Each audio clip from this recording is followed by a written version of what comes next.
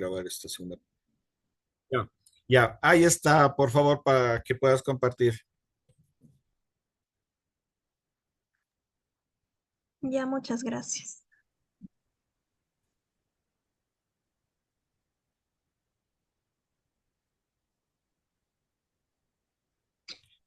Bueno, sí le puedo leer.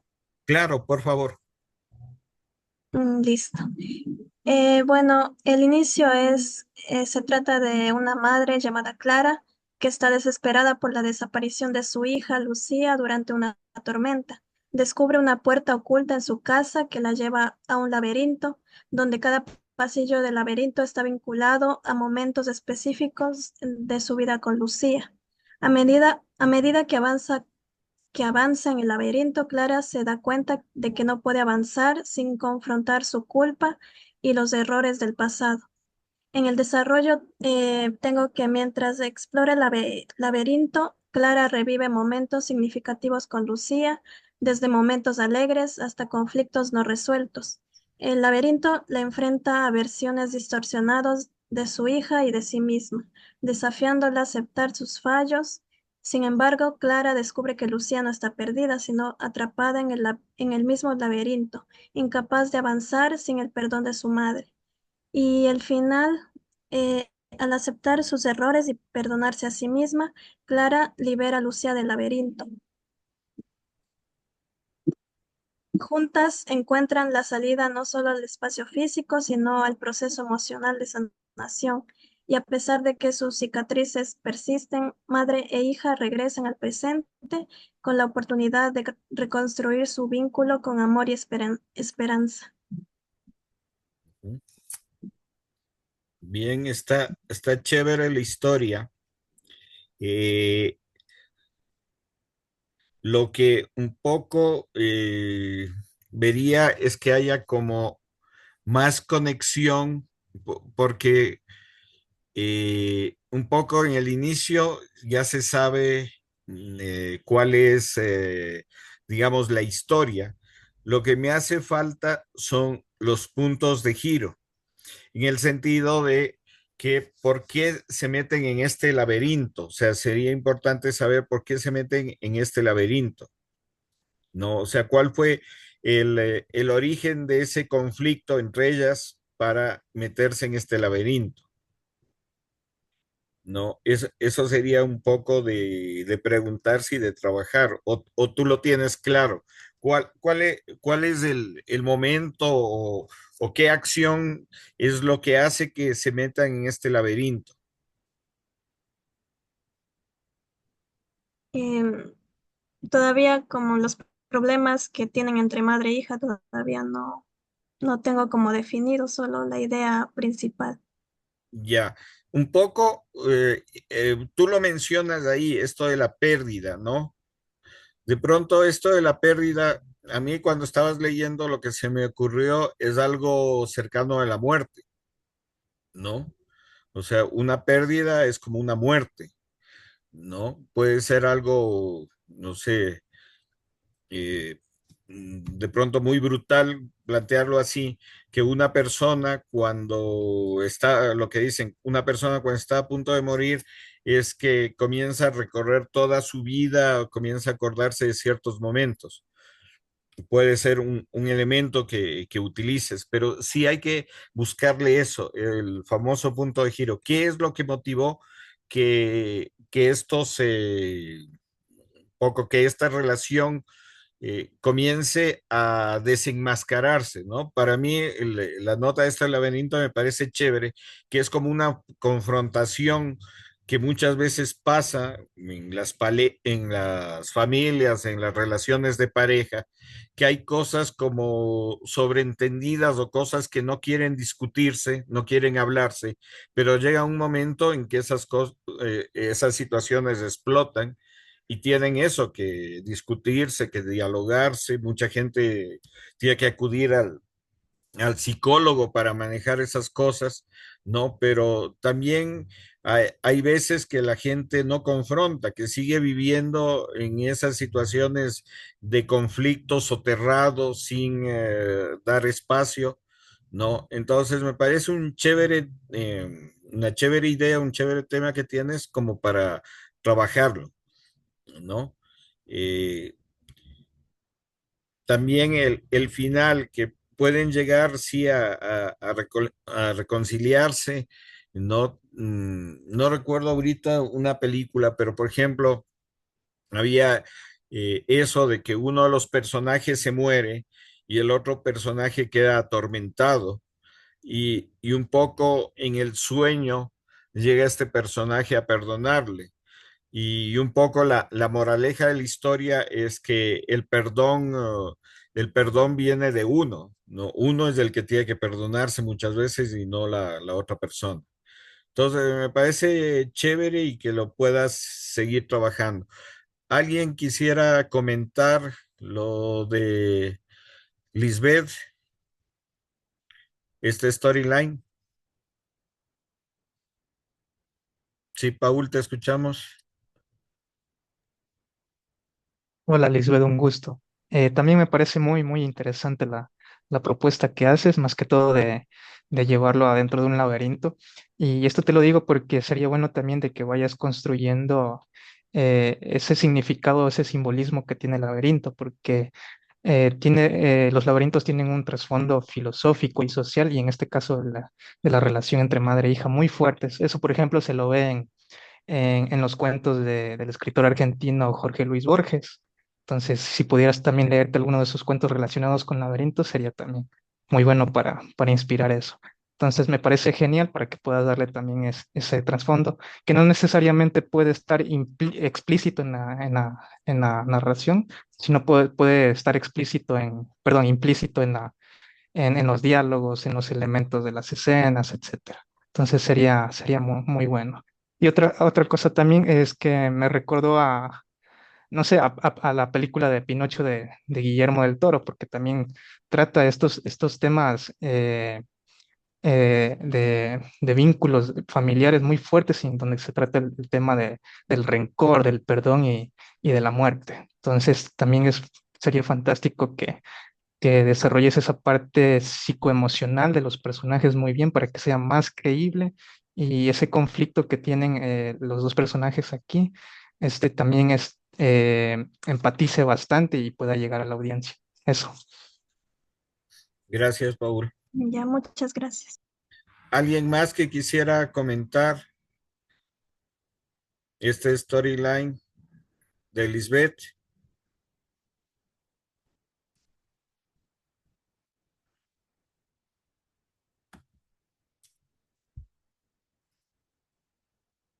No, no hay ningún otro comentario. Bien. Gracias, Lisbeth. Eh, ¿Alguien más que quiera presentar su trabajo, su storyline?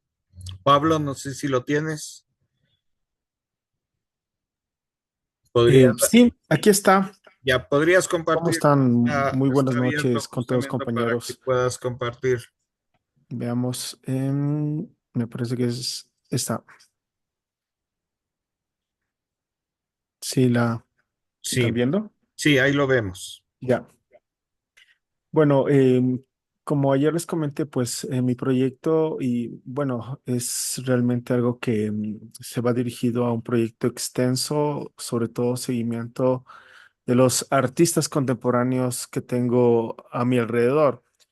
Y la intención es generar esta cuestión de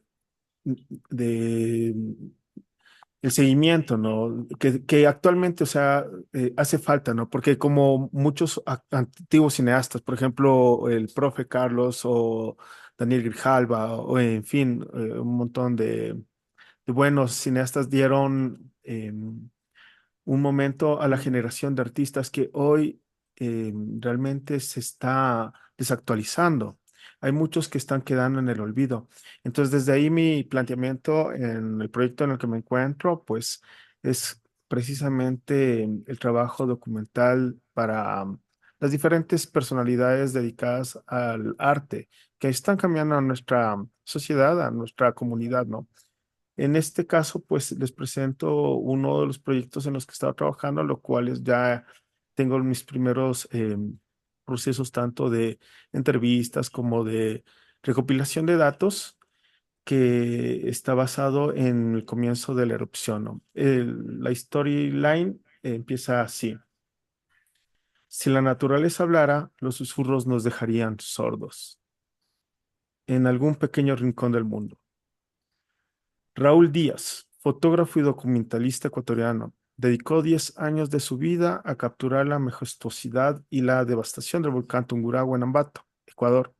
Su proyecto fotográfico se convirtió en un testimonio visual de la relación entre los habitantes de la región y el imponente volcán. A lo largo de la década, Díaz documentó desde los momentos de calma hasta las erupciones más dramáticas, mostrando el impacto humano y ambiental. Su trabajo no solo retrata la naturaleza indomable de Tungurahua, sino también la resiliencia de un pueblo que vive al ritmo de su actividad constante, junto al cambio generacional que ha ido limitando su campo de acción.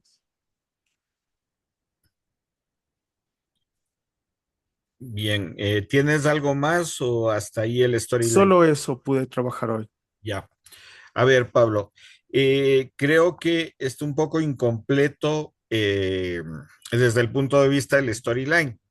¿En qué Ya, sentido? En que tú nos estás narrando o ya o sabemos por esto que nos explicas cuál es la actividad de Raúl, que es un fotógrafo que ha documentado el volcán.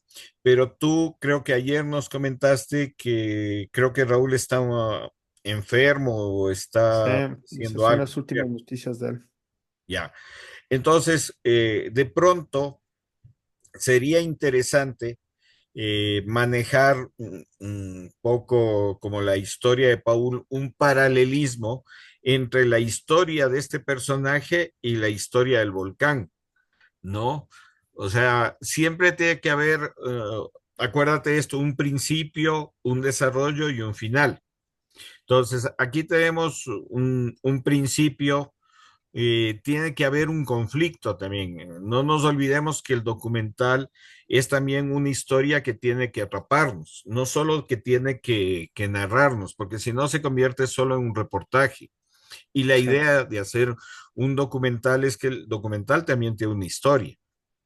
O sea, tiene que eh, presentar al personaje y de pronto buscar, sea en la historia del propio personaje o en cosas externas, qué le motivó a él en registrar, perdón, en registrar esto del volcán.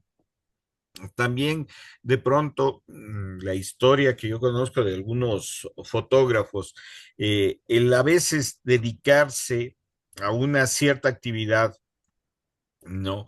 Les ha causado problemas, sea laborales, familiares, ¿no?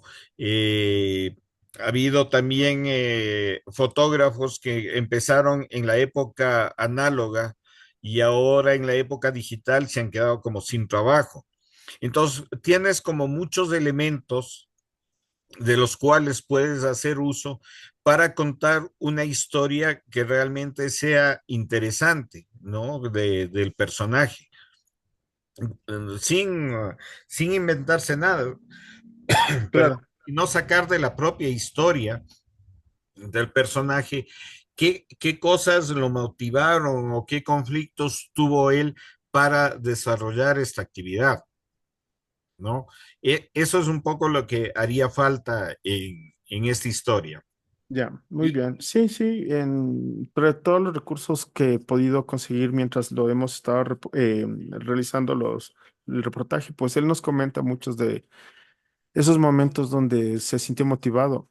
Incluso, o sea, la forma en la que vivía aquí con sus padres, realmente en unas circunstancias muy simples y no tener salida laboral o de muy joven, ¿no? Entonces le llevó a ver los fotógrafos en el Parque 12. Solo que aquí en Ambato no había para aquel entonces ni escuelas ni nadie que estén compartiendo el conocimiento de la fotografía, ¿no? Así él nos narra acerca de su viaje a Guayaquil y es ahí donde con un monto exuberante de Para darle un tallercito, pues él consiguió una cámara y empezó el proceso. Y posteriormente, pues empezó a trabajar a diferentes periódicos. ¿No ves? Ponte, esas partes interesantes de su vida deberías ver qué te sirve para el storyline. Ya, No, hay muchos elementos que muchas veces pasamos por alto, pero cuando estamos ya trabajando una historia y especialmente un guión, tienes que buscar esos elementos que van a ser interesante a la historia, ¿no? O sí, sea, siempre estamos tengo buscando bastante todavía y esa, por trabajar un montón. claro, pero digo, tienes material porque tú lo has estado registrando, Sí, entrevistando a él. estos últimos meses quizás ya no pude estar cerca de él y me interesaría, sé que la familia de pronto ya no permite que cualquiera se acerque, pero voy a intentar nuevamente con un grupo de amigos muy cercanos para tratar de conversar lo último que se pueda.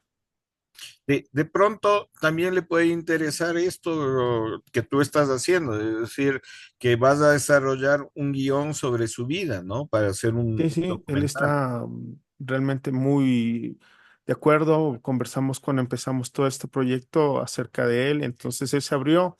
Hemos hecho varios días de entrevistas, en algunos casos en talleres de amigos, en otro en la casa de él, donde tiene una cantidad de archivo fotográfico impresionante que realmente es necesario ahora saber qué va a ocurrir con todo eso y que sería bueno que se dé a gente que realmente sepa y pueda sacarle provecho, cuidarlo y estudiarlo, ¿no? Ujú.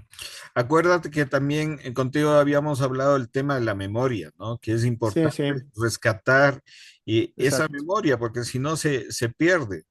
¿No? Si es que la memoria no se la rescata, no se la preserva, en este caso las fotografías de este señor, muchas veces pasa a la familia y la familia, como no son fotógrafos o no se interesan, Sí, botan o le dejan archivado ese material y queda para el olvido. sí, son detalles un poco delicados porque, bueno, aunque él vive acá solo, la familia de él, la mayoría están en el extranjero, pero hay ya algunos grupos interesados en hacerse cargo de las fotografías con intención de estudio y me parece de acuerdo. Ahora, también me parece fascinante el hecho de que pueda llegar parte del proyecto de él a la Cinemateca Nacional, ya que es bastante. También toma en cuenta el Instituto de Patrimonio, o sea, se puede hacer una Sí. gestión con el Instituto de Eso Patrimonio. creo que es en Riobamba. No, no, el Instituto de Patrimonio es a nivel nacional. Debe haber alguna, no sé, sede del Ministerio de Cultura y Patrimonio allá en Ambato, o si no, como ahora ya se manejan más cosas Todos online. por la web. Claro, puedes buscar en el Instituto de Patrimonio y de pronto a ellos les interesa hacer primero una curaduría de ese material, ¿no? Sí, Que podrían hacer ustedes que han empezado este trabajo y eso, rescatar ese material. sí, Pero sí. De volviendo, algunos interesados eran las universidades aquí sobre todo y los grupos artísticos que están vinculados a toda esta cuestión de tanto la Casa de la Cultura como el Ministerio de Cultura. O sea, ya todos están al tanto y se están moviendo por ahí. ya, bien, volviendo un poco a lo nuestro, que es el guión, ¿no? Creo que sí tienes que trabajar un poco más en esto de la estructura, ¿no? Del Ya, storyline, buscar esos tres momentos, ¿no? Para desarrollar la historia. Muchas veces, como en tu caso, la historia está ahí, el personaje está ahí, tienes los elementos. Lo que es importante o tu trabajo ahí sí ya es construirlo dramatúrgicamente esa historia, para que no sea una historia lineal, sino ya. justamente buscar esos picos, esos momentos que hacen que el personaje siga avanzando, ¿no? La mayoría de películas de ficción es eso, es basado en personajes muchas veces reales, ¿no? Que el guionista va estructurándolo y va dando forma para contar su historia, ¿no? Entonces, creo que tienes ahí eso, tienes más bien bastantes Sí, me gustaría de pronto separar Perdón. de un lado, o sea, esta cuestión de la naturaleza, del cosmos, de la visión de cómo es que el hombre de pronto puede ser insignificante frente a la capacidad de transformación constante que hay, ¿no? Y lo único que podemos es adaptarnos. Y por otro lado, pues quizás la característica del ser humano, o sea, que por más que queramos adaptarnos, quedamos en el pasado. O sea, eso es lo que ocurre con la historia, ¿no? Por más que se intente, o sea, ya lo nuevo es nuevo, uno puede actualizarse, pero completamente lo que aprendimos, conocimos, es eso. O sea, las nuevas generaciones están metidos en otra historia totalmente, ya no leen, ven documentales, ven, o sea, es otro mundo en el que estamos desenvueltos actualmente, ¿no? Entonces, me parece que por eso la historia, hacer ese paralelismo desde Raúl en cómo de pronto hace su énfasis en mantener viva su pasión con la fotografía, que le da ese aires de artista, donde también le gustó dibujar, pintar, a lo que realmente no le dedicó tanto tiempo, pero le sentía realmente dentro de sí y era su energía para seguir adelante. De pronto un hombre sin familia, porque al final no desarrolló hijos ni nada, pero era su fuerza motora, ¿no? Entonces, yo creo que por ahí es por donde voy mezclando y necesito trabajar un poco más en el tema. Bien. ¿Alguien que quisiera comentar algo del trabajo de Pablo, por favor? ¿Alguna pregunta, alguna sugerencia? Sí, Paul, te escuchamos. Hola Pablo, un gusto. Un gusto, Felicitarte Pablo. primero por la iniciativa, porque esto es lo que necesitamos de poder resaltar el trabajo de mucha gente aquí en el país que, que se esfuerza bastante por conseguir este tipo de objetivos, como en el caso de Raúl Díaz. Y qué bueno también que puedan tener fuentes fotográficas y audiovisuales, y si tienen esos recursos hay que aprovecharlos al máximo. No sé si es que ya viste el reciente documental de Al otro lado de la niebla de Sebastián Cordero, y No, no sé si es que pero también podrá tengo que ir. servir para esto. Me parece un planteamiento que puede estar conectado, porque lo que hace Sebastián es justamente hacer ese contraste y esa amalgama entre el viaje que hace a Nepal con Iván Vallejo, y el recorrido hasta poder llegar a un campamento y poder lograr ver el Everest. Y justamente tuve la oportunidad de estar en un cineforo con él, y Sebastián comentaba de que cuando Iván Vallejo le propuso hacer el documental, él se comprometió sin saber qué hacer, porque nunca antes había hecho un documental. Entonces, por ahí planificó, estructuró, un poco darle esa conexión entre la inmensidad del Everest con las vidas personales tanto de él, de Sebastián, como de Iván Vallejo. E incluso en el transcurso tuvo que cambiar los planes porque esperaban tener un clima muy adecuado para hacer las tomas del Everest, y pasó todo el tiempo con niebla. Entonces ahí Sebastián también supo adaptarse y le cambió el sentido al enfoque del documental, e hizo de la niebla también algo muy atractivo. Entonces sería muy bueno que puedas ver el documental. Jere, muchas gracias, Paul. Muy gentil por... Sí, Eh, tengo que verlo. justo en el documental, les comento esto ya que lo mencionaste, ¿no? Sebastián contaba que eh, este primer viaje era justamente eso, un primer viaje de exploración, antes de hacer un segundo viaje donde filmarían ya todo el recorrido. O sea, fue como un primer acercamiento, pero vino la pandemia. Entonces ya nunca pudieron hacer un segundo viaje ni nada, sino que con ese material de ese primer viaje es que hizo este documental Detrás de la Niebla. Entonces, fíjate también, muchas veces uno planifica ciertas cosas y no llega al objetivo planificado, pero de pronto tiene un material al cual le sacaron provecho, ¿no? Y hicieron este documental, solo para darte algunas referencias anecdóticas. Pero creo que también sí es importante esto, que manejes lo del volcán Tungurahua, ¿no? Recuerdo también que una época el volcán estaba a punto de erupcionar, le sacaron a la gente de baños, ¿me Así fue. entiendes? O sea, yo creo que hay muchas cosas por ahí, Sí, ¿no? esos son detalles que están contemplados. Ujú. Entonces, sí, pero eso, manéjalo en tu historia, o sea, Ya en el manéjalo bien storyline, ya, en como el dijo que storyline. máximo de 5 líneas, no lo hice muy largo.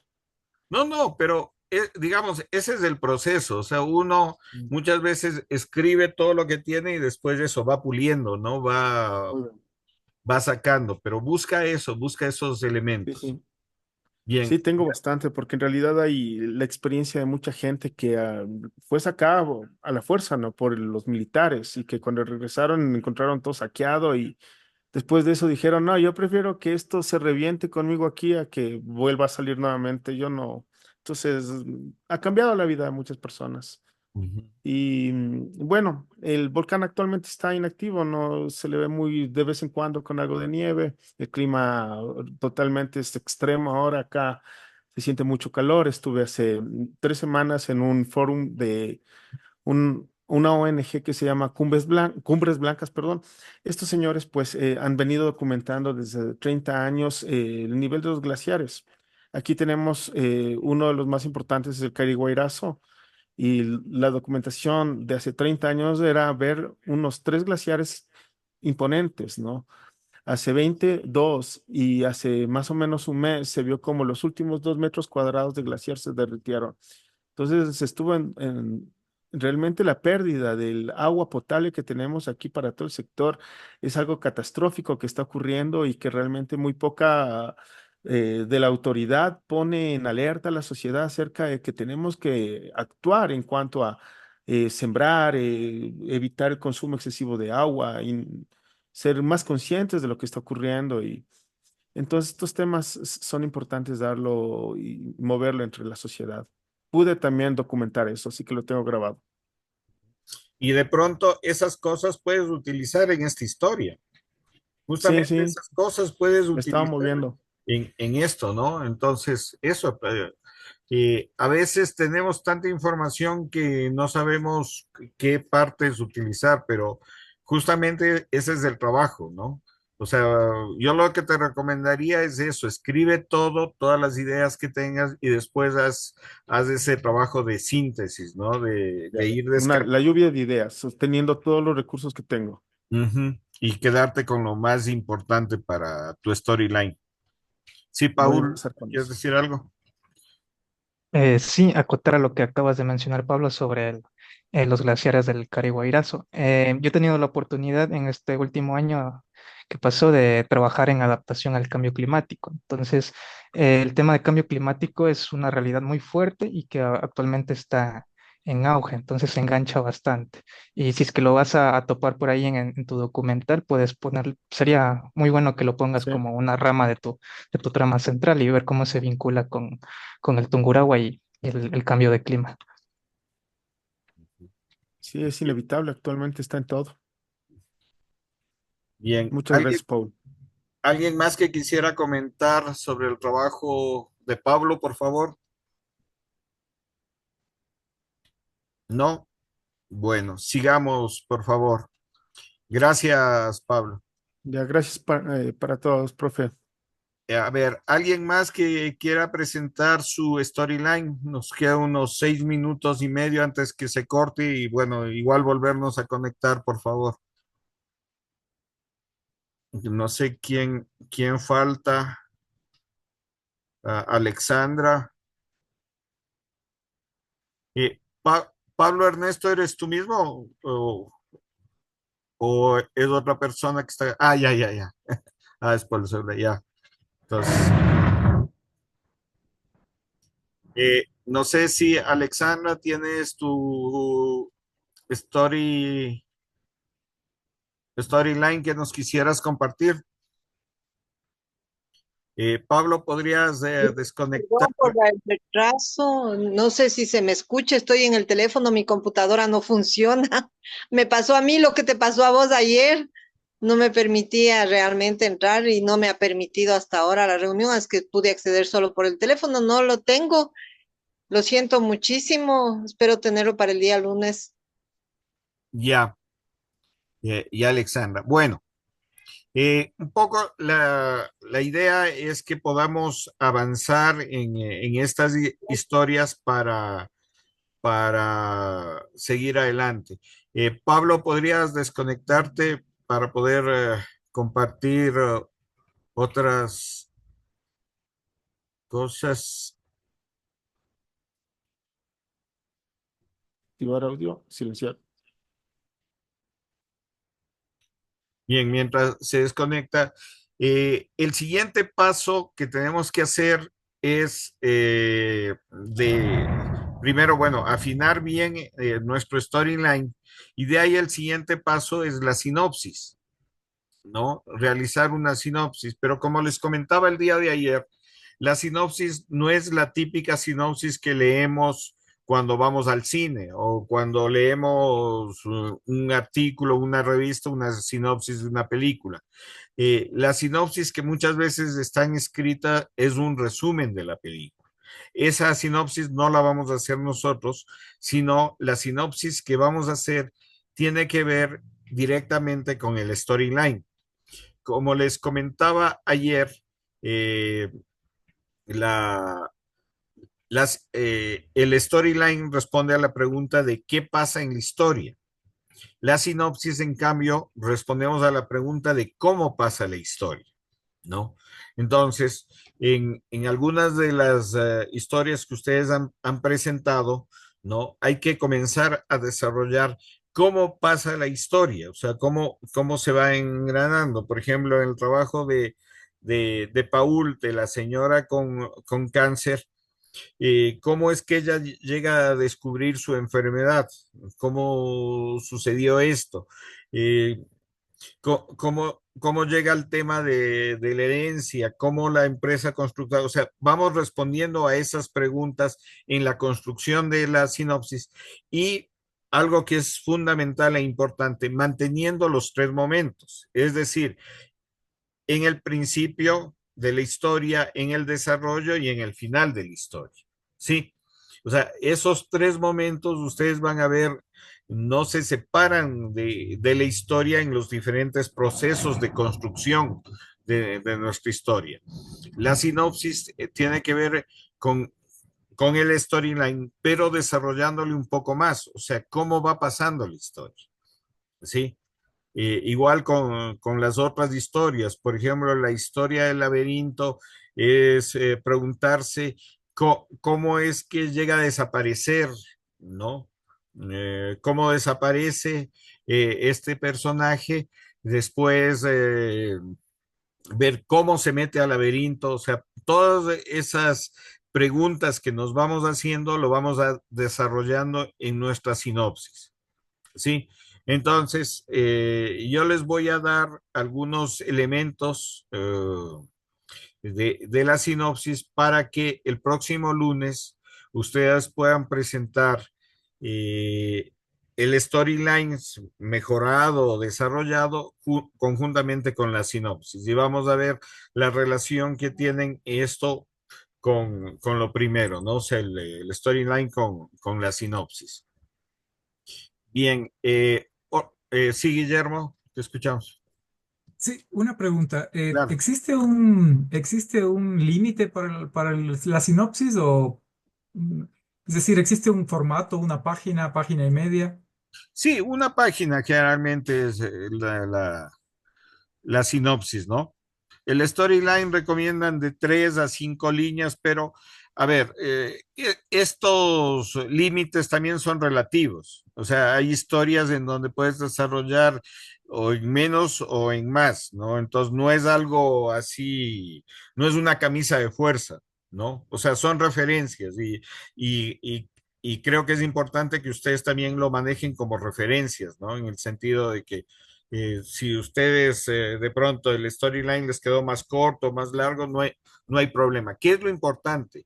Que tenga esos tres momentos, ¿no? Que tenga un principio, que tenga un punto de giro, que ese punto de giro tiene un desarrollo y ese desarrollo nos lleva a una situación que es una situación climática que produce el desenlace.